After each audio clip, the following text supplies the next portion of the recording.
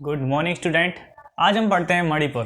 किसके बारे में? मणिपुर के बारे में आज हम क्या करेंगे, अच्छे से पढ़ेंगे। ठीक है, तो सबसे पहले क्वेश्चन आता है कि मणिपुर का सबसे पुराना नाम क्या है, इसके नाम का क्या अर्थ है। ठीक है, इस दो टॉपिकों पर क्या आता है, हमें सबसे ज़्यादा चीज़ आती है। ठीक है, मणिपुर का सबसे पुराना नाम क्या है या इसके नाम का अर्थ क्या है। ये दो टॉपिक अगर आप लोग क्लियर हो गए तो आप लोगों को मणिपुर के बारे में A to Z चीज़ पता चल जाएगी, क्योंकि किसी के नाम से उसकी क्या होती है, पहचान होती है। ठीक है, सबसे बड़ी बात होती है किसी के नाम से क्या होती है, उसकी पहचान होती है। आप लोग भी पता, आपके नाम भी कुछ ना कुछ होगा तो आपकी उसके नाम से थोड़ी बहुत पहचान लगी होगी, अपोजिट इंटरलेट या अपोजिट होगी, जैसे भी हो सकती है। ठीक है, तो आज हम पढ़ेंगे मणिपुर। इसके नाम का अर्थ है आभूषणों की भूमि। किसकी?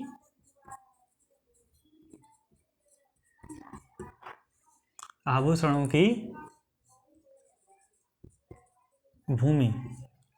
ठीक है, क्या है? आभूषण मतलब कि जो अपन लोग आभूषण पहनते हैं ना, उसकी भूमि है ये। प्राकृतिक रूप से इसमें आभूषण पाए जाते हैं यहाँ पे। ठीक है, यहाँ पे ऐसी ऐसी चीज़ें होती हैं जिनसे आभूषण बनाए जाते हैं, मतलब प्राकृतिक रूप से। ये नहीं है सोना चांदी या मतलब इस टाइप से। ठीक है, प्रकृति द्वारा देन। ठीक है, और आज हम क्या करेंगे, इसके बारे में थोड़ा सा खुल के पढ़ेंगे अच्छे से, इस राज्य के बारे में।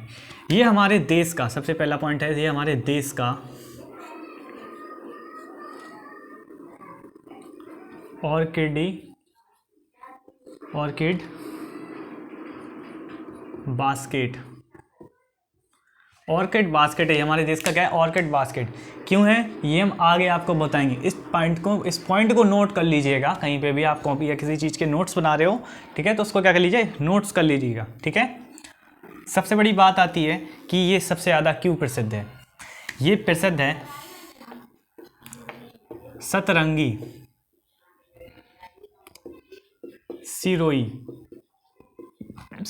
सिरोई लिली। ये वो फूल है जिसके माध्यम से क्या है, ये पूरा क्या है, प्रसिद्ध है। क्या? मणिपुर क्या है, प्रसिद्ध है। ये मतलब पहले इसका इतिहास ज़्यादा नहीं है। इसका इतिहास ये है कि जो यहाँ पे राजा थे वो शुरू से शासन कर रहे थे, और कोई इसमें ज़्यादा वो नहीं है। चाइना वालों ने इस पर आक्रमण कब्जा किया था थोड़ा बहुत, उसके बाद छूट गए। ठीक है, मतलब एक तरीके से कहा जाए तो एक तरीके से इस पर ज़्यादा लोगों ने, एक छोटे से गांव या एक छोटे से राज्य के रूप में था, तो इस पर किसी ने ज़्यादा ध्यान दिया, क्योंकि इसके पास कोई विशेषता ऐसी थी नहीं उन लोगों के अनुसार। बट ये बाद में क्या हुआ, सतरंगी सुरोई लिली है जो पूरी दुनिया में क्या होती है, कहीं पर भी नहीं पाई जाती है। ठीक है, ये पुष्प की कितनी 500 प्रजातियाँ यहाँ पर मौजूद हैं। क्या कितनी प्रजातियाँ इसकी? 500। मतलब कि तभी इसको देश का ऑर्किड बास्केट कहा गया। 500 प्रजातियां। ठीक है, सबसे ज़्यादा यही है पूरे देश में, सबसे ज़्यादा। और ये पुष्प क्या होता है, 5000 फीट की ऊंचाई पर क्या होता है, उगता है। कितनी? 5000 मीटर की हाइट पर या ऊंचाई पर। इससे नीचे की ऊंचाई पर ये पौधा एग्जिस्ट ही नहीं कर सकता। इस चीज़ को पता है। ये पूरे विश्व में केवल ये मणिपुर ही ऐसी जगह है जहाँ पर ये पुष्प पाया जाता है, या पौधा। इसका पौधे में जो पुष्प लगेगा तो पौधे में लगेगा ना, तो ये क्या होता है, पूरे विश्व में एकमात्र जगह मणिपुर है जहाँ पर ये पाया जाता है। तो इसको आप कह सकते हो एकमात्र जगह। इसके लिए एकमात्र जगह है कौन सी? मणिपुर। और ये कहीं पे भी नहीं पाया जाता पूरे विश्व में। इसकी खोज किसने की थी? इसकी खोज की थी Frank kingdom ward.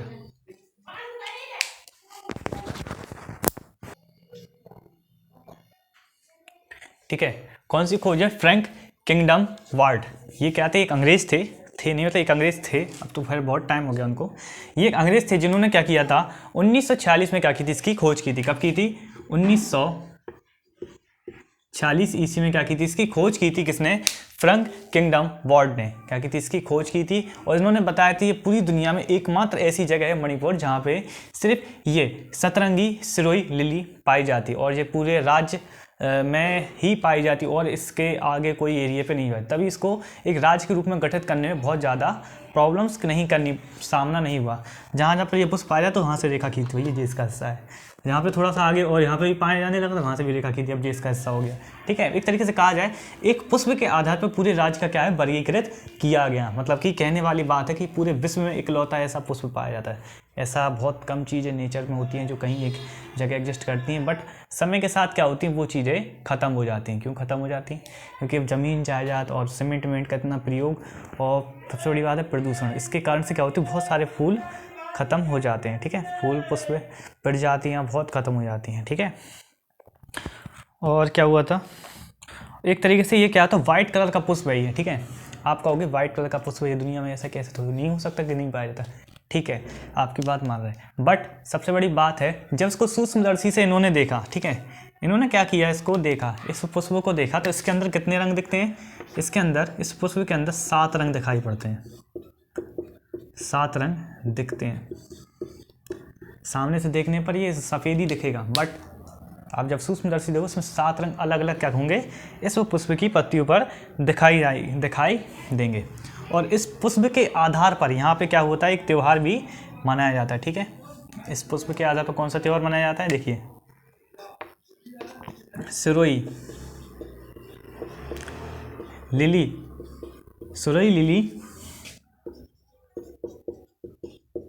Festival. Surai lily festival क्या होता है, यहाँ पर इस पुष्प के ही आधार पर मनाया जाता है। पूरी तरह से कहा जाए इस पुष्प के ही आधार पर इस राज्य के लोगों का क्या है जाना जाता है। ठीक है, इस राज्य को जाना जाता है इस पुष्प के आधार पर। कहीं पे भी आप देखोगे एक तरीके से आप कहोगे आभूषणों की भूमि। ठीक है, तो क्या कहोगे मणिपुर। किसने खोज की थी इस पुष्प की, फ्रंक किंगडम वार्ड, जो क्या थे अंग्रेज थे। कब की थी, 1946 में। उन्होंने बताया था कि 5000 फीट से ऊंचाई पर ये पाया जाता है, पूरी दुनिया में ये कहीं पे भी नहीं पाया जाता। उसमें 500 प्रजातियाँ केवल मणिपुर में ही पाई जाती हैं। सबसे ज़्यादा देश का आर्कमिड बास्केट यहीं पर स्थित है। ठीक है, और इसके आधार पर क्या होता है एक त्यौहार भी मनाया जाता है। इसको 2-3 बार रिपीट इसलिए करते हैं अच्छे से याद हो। ठीक है, और कौन से जिले में मनाया जाता है, ये मनाया जाता है उखरुल की घाटियों में, उखरुल जिले की घाटी में इस त्यौहार को मनाया जाता है। बहुत धूमधाम से इस त्यौहार को मनाया जाता है। ठीक है, यहाँ पे और इसके अंदर चलते हैं थोड़ा सा। यहाँ पर 2 जनजातियाँ हैं जो क्या होती हैं अलग अलग उसमें डिवाइड हैं।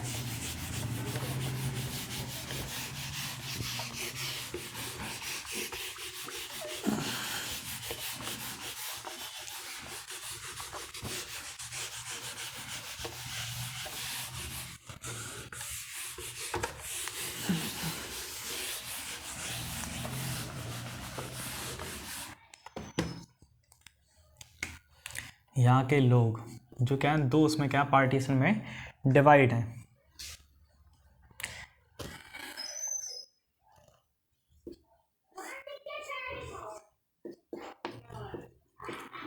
मिताई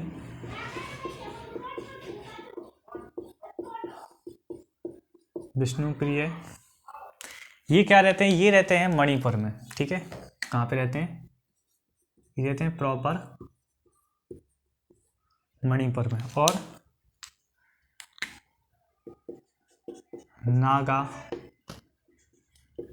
कुकी, चिन, ये रहते हैं पहाड़ पर। मतलब कि जो ये एक मणिपुर की घाटी मान लो मैं, ठीक है, घाटी, और ये रहते हैं पहाड़ों पर या पहाड़ियों पर। ठीक है, मतलब कहने वाली बात है रहते एक ही प्लेस में, बट वो उनकी जनजाति रहती है नीचे, इनकी रहती है ऊपर। और उन्होंने बोला भैया हम रक्षा करेंगे, हमें ऊपर का भैया ठंडा ठंडा मौसम चाहिए। और ठीक है कोई बात नहीं, हमें नीचे का तलहटी का पानी वाला मतलब जहाँ पे ज़्यादा नमी है वहाँ पे दे दीजिए, आप पहाड़ों पर ही, हमें कोई प्रॉब्लम नहीं है। तो ये दोनों हिस्सों में क्या हो गई हैं बढ़ चुकी हैं। ऐसा नहीं है कि ये लोग एक दुश्मनी है, ऐसा कुछ नहीं है। बट ये होता है कुछ लोगों में नेचर होता है ऊपर रहने का, कुछ लोगों का नीचे। तो उस टाइप से क्या है ये 2 उसमें बटा हुआ है। ठीक है, और सबसे बड़ी बात है इसको अपने देश में कब शामिल किया गया, और भी चीज़ें इसके अंतर्गत। ठीक है, तो उसको जानने से पहले वीडियो को लाइक शेयर और चैनल को सब्सक्राइब करना बिल्कुल भी ना भूलें। इतने अच्छे टॉपिक लेके आते हैं यार आप लोगों के लिए। आप लोगों को सोचना चाहिए कि देखिए कोई अगर आपको अच्छे से स्टैटिक्स जीके अच्छे से पॉइंट बाई पॉइंट से पढ़ा रहा है तो कम से कम ये तो होनी चाहिए कि आप लोग उनकी वीडियो को लाइक करो, शेयर करो, चैनल को सब्सक्राइब करो, ठीक है। ज़्यादा से ज़्यादा लोगों को, उन लोगों को भेजो जो इसके पढ़ने में ज़्यादा उत्सुक हो, उन लोगों से सवाल पूछो कि आपको ये आता है, वो नहीं आता, हमें आता है इसके बारे में, इस राज के बारे में क्या खासियत है, आपसे पूछेगा कोई तो आप बता पाओगे कि नहीं बता पाओगे, ठीक है। किसी दूसरे से पूछोगे नहीं बता पाएगा, ठीक है। ये चीज़ कहना चाहते हैं सर हम आपसे। इसका विलय कब हुआ था हमारे देश में? कैपिटल, जिले, राज्यपाल और सीएम नहीं लिखवाएंगे हम इसमें, राज्यपाल और सीएम आपको खुद पढ़ने पड़ेंगे, उसका अलग से हम आपको नोट्स दे देंगे अगर आप लोगों को चाहिए हो तो। जनजातियाँ, खेती और झील।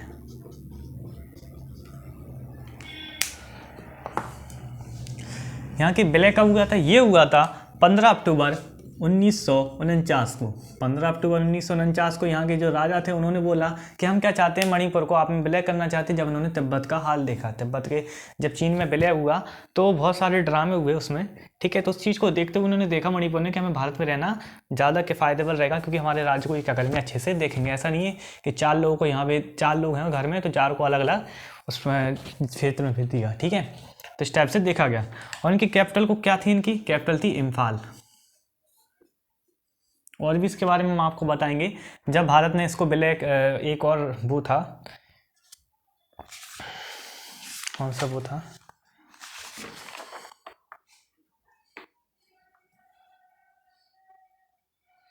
नागालैंड था, हाँ नागालैंड था। जब नागालैंड का विलय आया तो नागालैंड को विलय कर लिया था तो सब लोग विरोध में थे, क्योंकि नागालैंड का जो मतलब राजा था वो अपने हिसाब से वो सोच रहा था कि हमारे हिसाब से चलो, ठीक है। मगर उसको, उस नागालैंड की जनता थी वो चाहती थी भारत में विलय होना, और वो चाहता था कि हम चीन में विलय हों। चीन ने उसी टाइम क्या किया था, तिब्बत पर कब्जा किया था। इस चक्कर में वहाँ की जनता और यहाँ की जनता दोनों घबरा गई थी, तो इन्होंने भारत में शरण ले ली कि भैया हम आपके भारत में शामिल हो जाएंगे। मगर नागालैंड में थोड़ा सा दिक्कत ये हुई थी कि राजा चाहता था कि हम अपने हिसाब से शासन चलाएं, ठीक है, अपने मतलब हमारे कानून चले यहाँ पे और शामिल रहें उसमें। तो जब उन्होंने तिब्बत का हाल देखा तो चीन ने तिब्बत पर कब्जा लिया अपने, तो भारत ने कुछ नहीं बोला, और भारत ने नागालैंड पे अपने अधीन कर लिया तो चीन कुछ नहीं बोला। दोनों की सहमति हो गई कि आप हमें इस मैटर पे कभी कुछ नहीं बोलोगे, हम आपको उस मैटर पे कभी कुछ नहीं बोलेंगे। इससे मगर नुकसान हमारे भारत को सबसे ज़्यादा हुआ, तिब्बत पर कब्जा करना चीन का सबसे बड़ा नुकसान है जो भारत के लिए। भारत चाहे जितना भी कह ले मगर सबसे बड़ा नुकसान है हमारे लिए, ठीक है। इसके ज़िले कितने हैं? 16। क्यों नुकसान है? क्योंकि तिब्बत बहुत बड़ा इलाका था, उसमें एक अलग पूरा देश के रूप में था, बट चीन ने उसको अपने माया जाल में फंसाकर अच्छे से घुमा लिया, अपने अंदर कर लिया उसको, ठीक है, अपनी सीमा बढ़ा ली। क्षेत्रफल इसका है 22,327 किलोमीटर स्क्वायर, ठीक है। और इसके जिले हैं 16, कैपिटल है इम्फाल, विलय है 15 अक्टूबर 1949, और जनजाति इसमें 2 मानी गई है, नागा और कुकी। ये 2 जनजातियां मानी गई हैं सबसे ज़्यादा महत्वपूर्ण। वैसे यहाँ पे कितनी 60 जनजातियां क्या है मौजूद हैं, जिनसे क्या हो गया बाहरी संपर्क हुआ है, मतलब इतना नहीं है, ठीक है। यहाँ पे खेती के लिए यहाँ पे सबसे ज़्यादा यहाँ पे किफ़ायती वाले खेती, यहाँ पे है कि चाय, धान, गेहूँ, मक्का। आपने साउथ मूवी देखी होंगी तो उसमें खेती का या ऐसी जगह का दिखाते हैं तो उसमें ऐसी चीज़ की खेती होती, दलहन, तिलहन, दलहन और तिलहन, ठीक है। तो ये खेती भी इम्पोर्टेंट है, कभी भी पूछ सकता है कि अच्छा मणिपुर में क्या गेहूं की खेती होती है, ऐसे नहीं पूछेगा, ये पूछेगा मणिपुर में कौन कौन सी खेती होती है, ठीक है, या कौन कौन सी खेती नहीं होती है। तो ये याद रख लो, ये इंपॉर्टेंट खेती हैं, ये होंगी, और इसके अलावा जो भी पूछे वो नहीं होगी। यहाँ पे झील कौन सी है? यहाँ पे एकमात्र झील है लोकटक झील।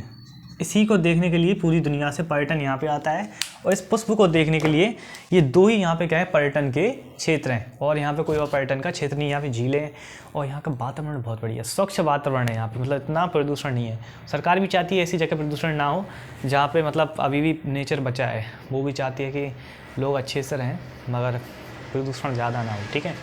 तो ये हमारा क्या हो गया, आज का मणिपुर क्या हो गया हमारे पास ख़त्म हो गया, ठीक है।